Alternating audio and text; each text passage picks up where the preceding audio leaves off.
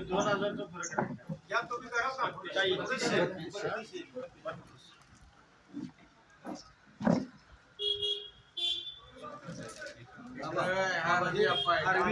RV 25 आम्हाला एक समाज जे कुमारवाडी घेतली जाहीने पण मोबाईल पण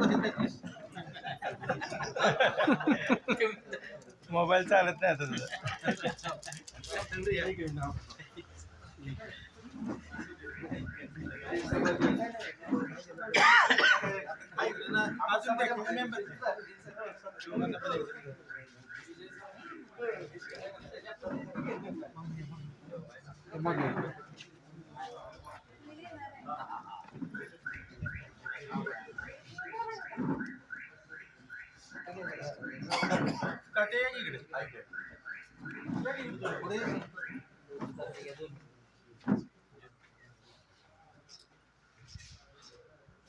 पाटणमध्ये चांगलं केलं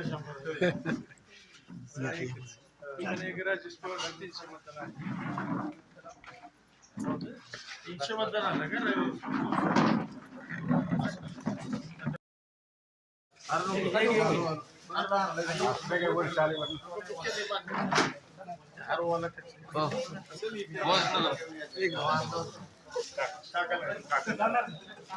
एक मिनिट समोर मी इथं या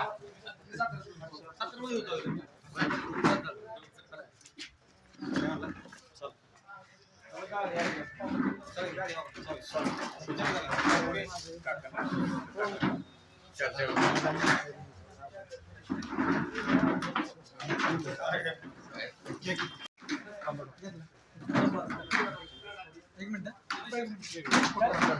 जाते इकडे जरा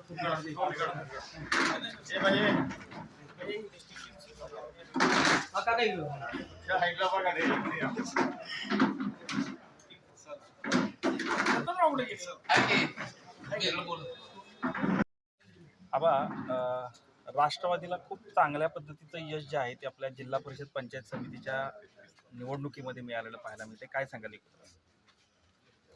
नाही, वस्तुस्थिती आहे, सातारा जिल्हा हा पहिल्यापासून राष्ट्रवादी काँग्रेसचा बालेकिल्ला राहिलेला आहे आणि अलीकडची परिस्थिती थोडीशी वेगळी होती. त्यात अजितदादांचं अपघाती निधन झालं. या एकूण सगळ्या परिस्थितीमध्ये या जिल्ह्यातला कार्यकर्ता राष्ट्रवादीचा थोडासा सैरभैर झाला होता.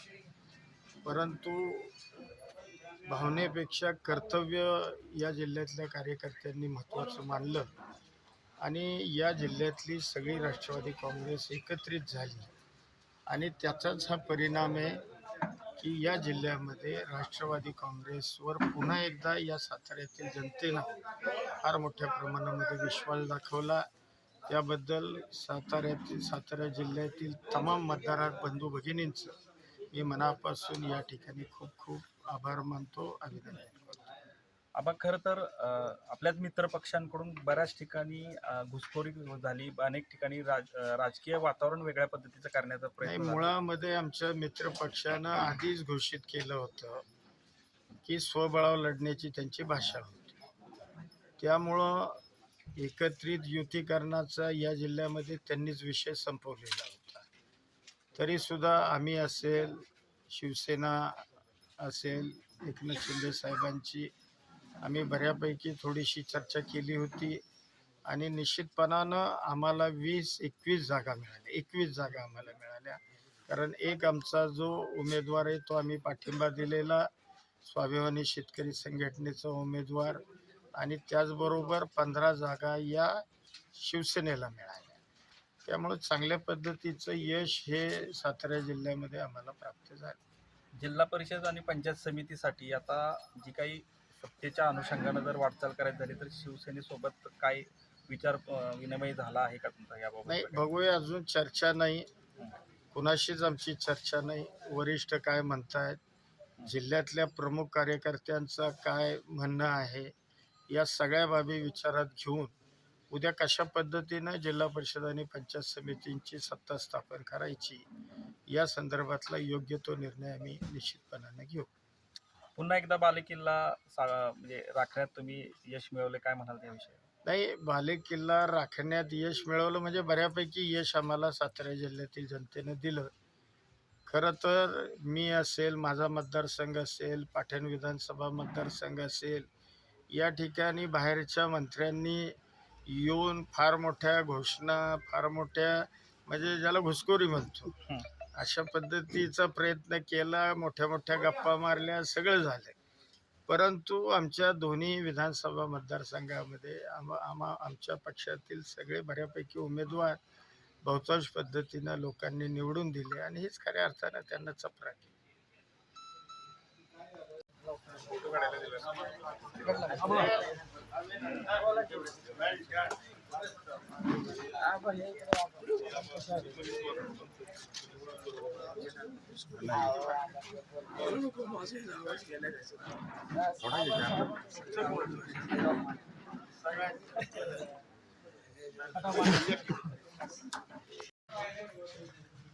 आले का बापू? आले का बापू?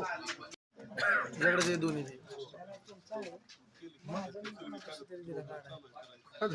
कोणाजवळ दिलायस? हा ते बघ. बापू या, बापू चला इकडे.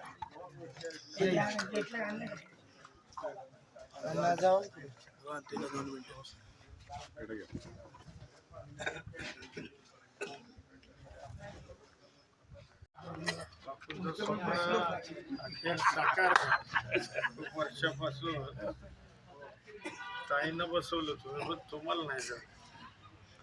पण चांगलं झालं.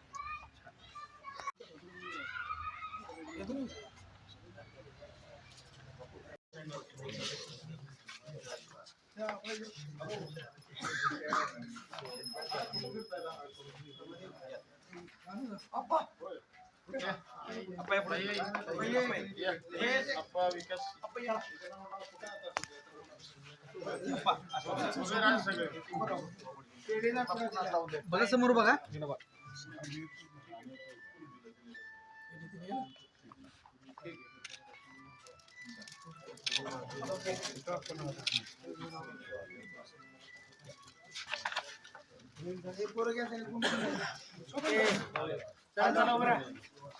एक मिनिट जरा मागणी बघा समोर.